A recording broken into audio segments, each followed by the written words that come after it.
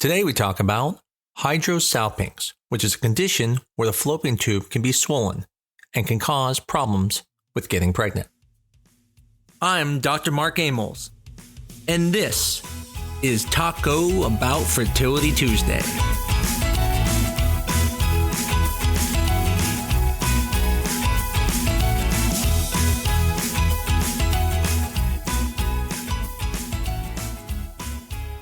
During the workup of infertility, it's very common to get what's called a Hydrosalpinx, which is a test where they put dye, which is a contrast, into the uterus, which then goes through the fallopian tubes and lets us know the fallopian tubes are open or closed.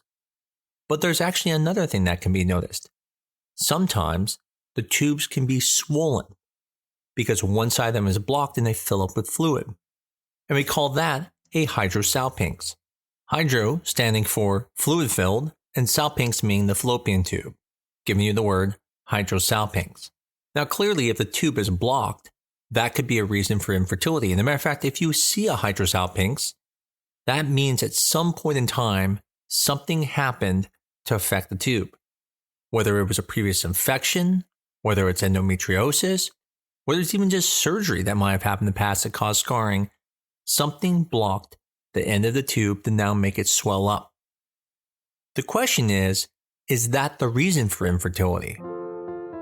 So if it is actually blocking your tube, which clearly if it's swollen, it must be blocked, then yes, it's going to affect fertility. And you would think, well, then we just need to do IVF and everything will go fine, which is a very reasonable thought. If you're bypassing a tube and the tube's blocked, it should work. But what's interesting is that if you do IVF, and you have this Hydrosalpinx, your chances of IVF working drop by 50%. And your risk of a miscarriage doubles. Now, how can that be? You're bypassing the fallopian tubes. I mean, that is the answer for tubal disease, IVF. But the problem isn't the tubes. The problem is the swollen tube. The fluid that is in that tube is not just sterile water, but instead is blood from your period. It could be infectious material. And that fluid contains inflammatory agents that are harmful to the embryo and could even disturb the embryo when it's inside the uterus. This is very significant. Imagine if your chances are, let's say, 60% with a euploid embryo and you have a Hydrosalpinx, your chances are now only 30%. And now with a double in the miscarriage rate, it could even be lower when it comes to the live birth rate. So anytime you have a Hydrosalpinx, it is a serious issue. Additionally, if you see a Hydrosalpinx on one side and the other side is open, there probably is some tubal disease there, and you want to take that into account when you're talking about treatment options.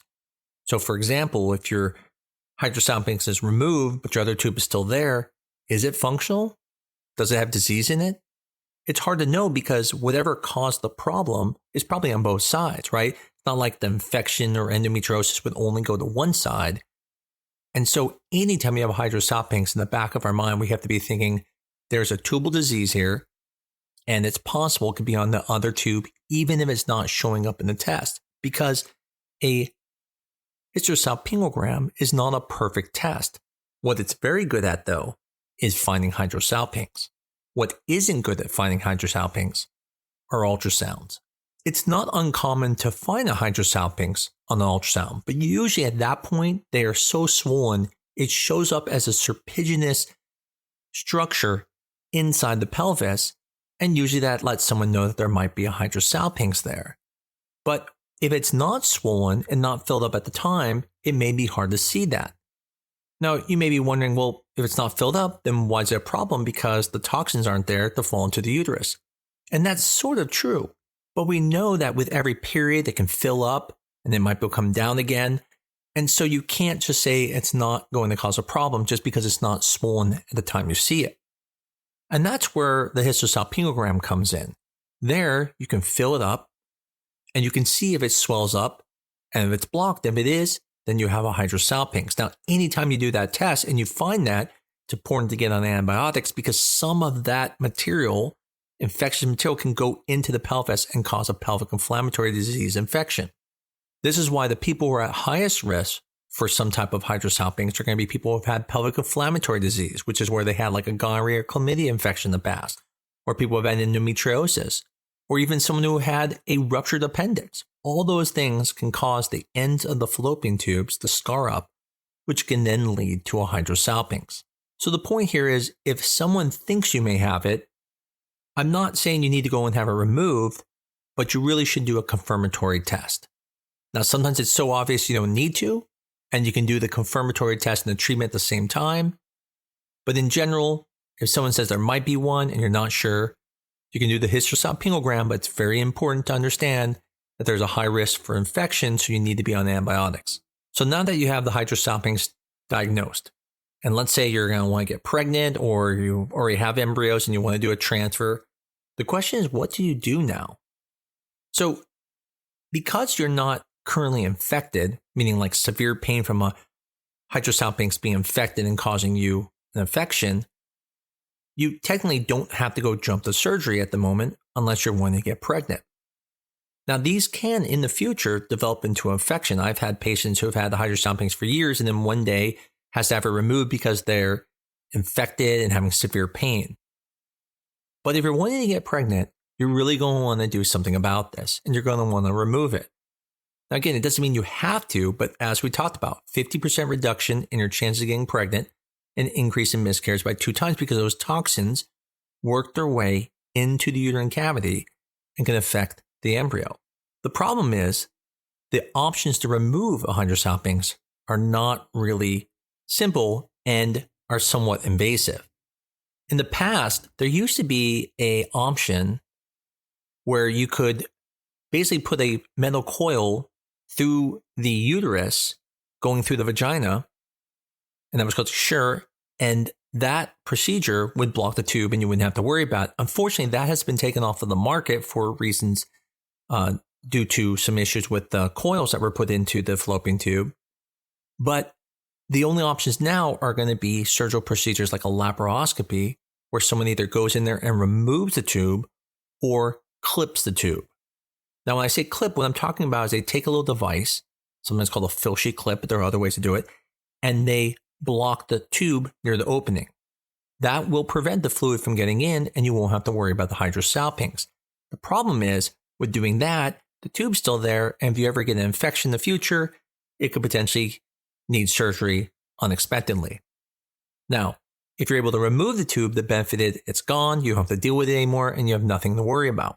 Unfortunately, both of these require a laparoscopy to be performed, and the old vaginal hysteroscopic technique called Sure is no longer around. Maybe someone will come with something in the future, but currently, unfortunately, it is surgery. Personally, I would never recommend anyone to do an embryo transfer with having a hydrosalpinx. I would always recommend to remove it. Now, you can make the argument that, hey, we haven't tried getting pregnant and we're just going to try on our own. That's fine. But if you're not getting pregnant at that point, you might want to remove it. But if you have an embryo and you went through the work to make these embryos, I'd always recommend to have the hydrosalpinx removed before doing a transfer. Now, you can make the argument that, hey, I have 20 embryos and I'm only one kid. Okay, then I think it's not unreasonable to say I'm going to do the transfer without doing the surgery. But I personally would not recommend that, because even if it doesn't work, that's a simple thing. But what if it does work and you have a miscarriage? That is much harder to deal with, especially when you know you could have prevented it. Now, everyone's probably thinking, oh my God, what if I have a hydrosalpinx? So like we talked about, those causes of hydrosalpinx are obviously not very common. So most people are not going to have this. Now, if you have those things, it still doesn't mean you have a hydrosalpinx. And as long as you've had an HSG called a Hydrosalpingogram, then you've already ruled out that you don't have that. If you haven't had that test and you've been having failed IVF cycles, that is something you definitely need to do to make sure you don't have a hydrosalpinx. Matter of fact, there's a test out there called Receptiva. And in that test, it actually looks for certain factors. And sometimes it will come back showing that there might be a hydrosalpinx. And many times for people who have not had an HSG, we did that test on the Receptiva, found it was positive, and then did a Hydrosalpingogram, found the hydrosalpinx and removed it, and was able to help them get pregnant. So you don't need to have some type of unusual vaginal discharge or pelvic pain to have a hydrosalpinx. You could be completely asymptomatic and have one. Now, as a doctor and a scientist, I look at everything from statistics. So in my mind, I'm thinking, why would you not remove it? You're going to have a better chance. But there is a psychological component to this. I mean, removing your fallopian tube or potentially fallopian tubes has destined you forever to have to do IVF.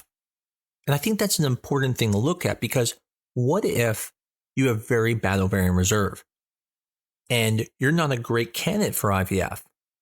Then you may want to maybe clip them in case in the future, if they're able to fix tubes like that, you'll at least have those tubes as an option. But for most people, removing the tube is probably going to be the best option. And I'm sorry that you have to do that, because it is one of those things, once you lose that, you lose a part of you. And that was the part that helped you get pregnant. That's a pretty big step. And to know that you have to do IVF is very scary, because we like to think IVF works all the time, but it doesn't. And for many of us, it takes multiple tries to get there. So when it comes to a hydrosalpinx, you want to be thinking about it. But remember, if you had the hysterosalpingogram, it's likely ruled out. If you're one of those people who have had recurrent failures with IVF, it's very important to make sure you don't have a hydrosalpinx. And if you do have one, like we talked about, you need to make that decision about, is surgery the right thing for you? I will usually tell people to have it removed, especially if they did IVF. But again, if someone's doing something like IUIs, I don't think it's unreasonable to keep trying them with the hydrosalpinx there. But in my mind, one of the other hard parts would be the miscarriage. And so again, that's a personal decision that you have to make between you, your partner, and your doctor. In the end, there's no wrong or right. There's just statistics. But a 50% drop is very, very large. Hopefully this episode was helpful to you, or maybe a loved one. Maybe you have a friend who's going through this, or you know someone who keeps failing at IVF, and you can let them know about this episode and maybe able to help them. I was able to help you. I'm glad it was. As always, I greatly appreciate everyone who listens to the podcast and tells everyone about us. I always appreciate all the reviews and the people who write in and tell me the topics they would like me to do. I'm excited about this new year and some new projects we're doing. Dr. Wael Salem and myself will be starting a new show called Sperm Meets Egg, where we'll be talking about patients' actual treatments and going over their cases and talking about live with people calling in and going over their history. It should be a lot of fun, and our first episode is going to be January 25th. You can check out our Instagram page, and soon there'll be a website at spermmeetsegg.com. I look forward to talking to you again next week on Taco Bout Fertility Tuesday.